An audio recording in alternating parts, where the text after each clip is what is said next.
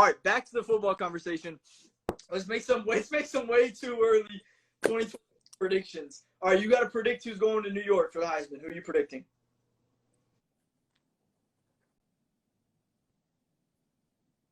I mean, just take it chalk. Just take it chalk. Like all right, so the thing about the Heisman Trophy that bothers me, other than I don't have a vote, which needs to change, is that it's really difficult to put somebody in that conversation that doesn't already have name recognition. Because the voters, as much as they like to tell us they watch college football, don't seem to watch a lot of college football. They seem to watch about 7 teams, right? Yep. And we all know those 7 teams, which is why we're always saying the best player on that team is going to go to the Heisman. So who the best player is at Alabama, the best player at Oklahoma, the best player at LSU, the best player at Georgia, the best player at Texas if they make the Big 12 championship game and win. You know, like Keaton Slovis is always somebody's favorite because half of Hollywood went to USC. You know, like you want to talk about a program that's been down and they are tired of getting their butts kicked or us making fun of them. USC was it, right? Like Texas put an end to the USC run, right? And they were actually number 3 in the country in 2017, and nobody remembers because they weren't winning the national championship. And that's mostly because their fans in LA don't really care unless they're winning the national championship. Yeah. Whereas in Texas, they care. Y'all care intensely. So I think USC's got it worse than you. But, I mean, so I guess you're going with what? Uigalelei, Daniels, Rattler, Young. Those are the 4 that I'm comfortable saying. You know, Breece Hall wins Big 12 championship game. That'll be his too. But, like, the idea that Sam Howell's going to get to the Heisman Trophy campaign, I just don't see it. You lost too much. You're playing in a loaded conference. De'Aaron King's able to beat Clemson, maybe. But, like, it's moot, right? Because, like, best player in college football last year. Obvious. You don't think it was obvious that it was Davonte Smith? No. Really? No, because the best player in college football, given that argument, needs to be Jaylen Waddle then. Because Waddle was doing the job that Davonte had to do as the backup. So are you to say that Davonte did not beat out Jaylen Waddle for the job that Jaylen Waddle had?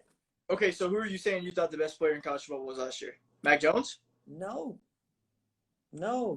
Group of 5 player. Grayson McCall.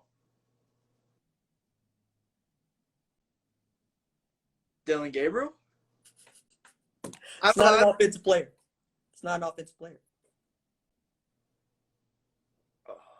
Tulsa linebacker? Zaven Collins, right? Because Zaven played basically 3 positions, had 2 touchdowns, right? One of which is a pick 6 at the goal line. 6'4", 260 is rolling.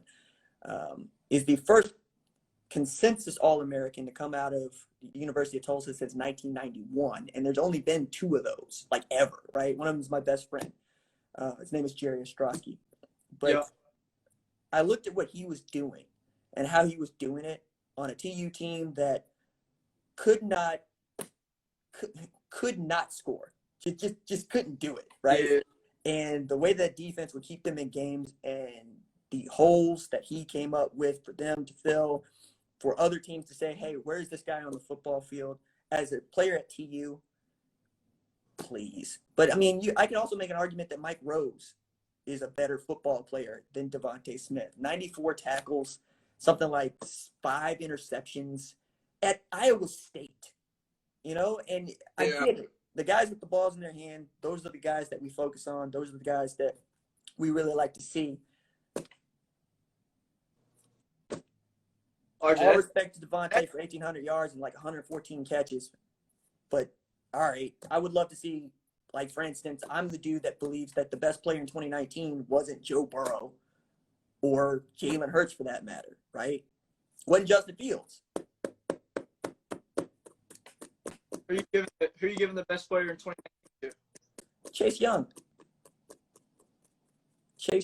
Chase could play in. Chase could play tackle. Chase played inside linebacker. Chase was the dude for which nobody could chip and nobody could block. The most dominant defensive player I've seen since Ndamukong Suh. And that man's Heisman is at Mark Ingram's house.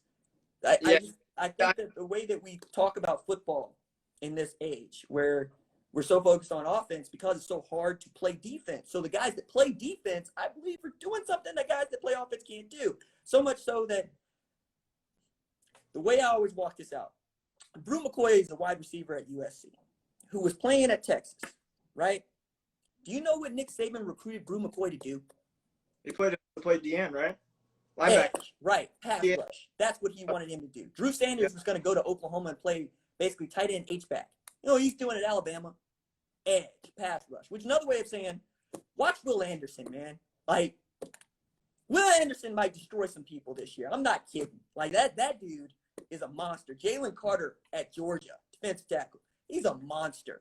Like, nobody cared about Boogie Basham last year, who was awesome, right? Yeah. Or the way that we talk about Micah Parsons is all wrong, because I feel like if Micah would have played this year, that might be your best player in college football, because Micah was a monster as a sophomore. Like, what are you talking? Like, it's him, LeVar Arrington. And think about all those great linebackers come out of Penn State, like Dan Connor and Paul Plesney, right? And on it goes. Like, only other dude I thought was on par with him might have been like Dan Morgan, like circa 2000 in Miami, because that dude won like every defensive player award that there was to win as a linebacker. I think he's the first dude ever to win the Bednarik, the Nagurski, and the Buckus Award all in the same year.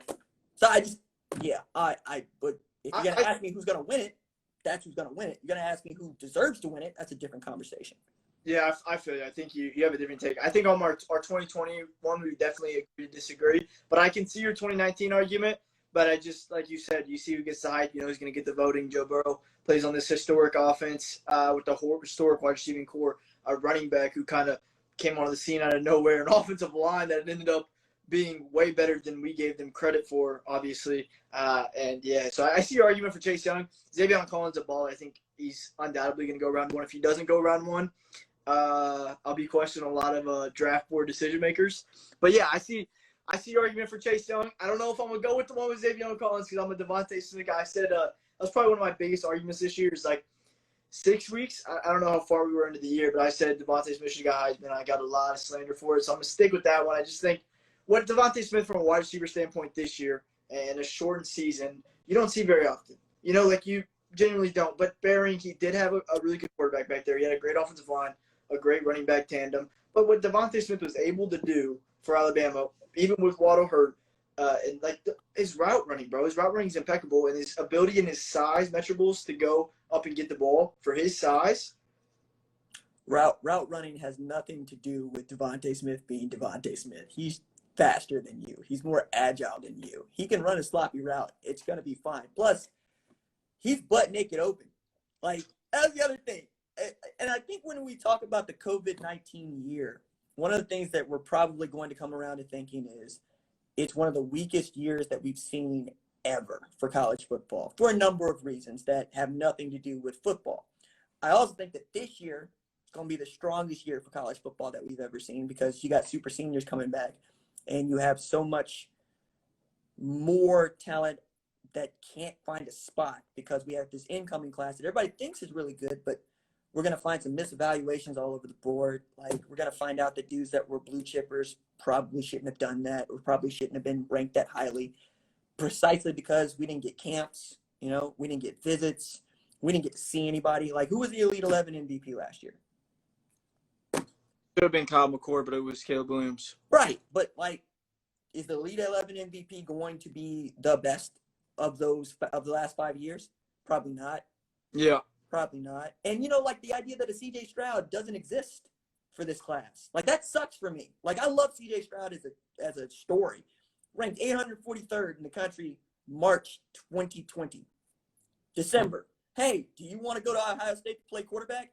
Yes, sir, I do. Cool. And the reason that it was able to happen is because he won a Elite 11 MVP. And the only way he could have won it was by going from regional to the finals and showing out. And we never got that last year. Yeah. I think recruiting definitely took a turn this year. But hopefully it'll get back to normal sooner than later. Official visits opening back up. So we'll see how that plays out.